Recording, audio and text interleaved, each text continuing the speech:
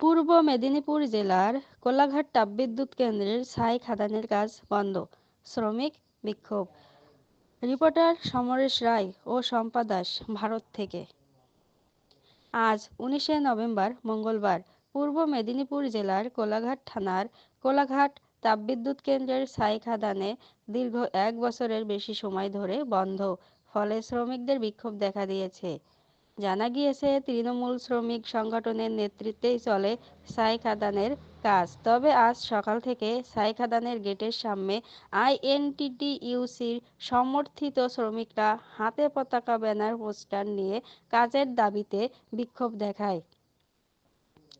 মূলত দীর্ঘ প্রায় 1 বছর পর হলদিয়া এই এমইউ সংস্থা ছাই খাদানের কাজের বরাত পায়। তবে বিক্ষোভকারীদের দাবি, বরাত পাওয়া এই সংস্থাটি এলাকার দীর্ঘদিন ধরে কর্মরত কর্মীদের অবিলম্বে কাজে যোগ দেওয়াতে হবে।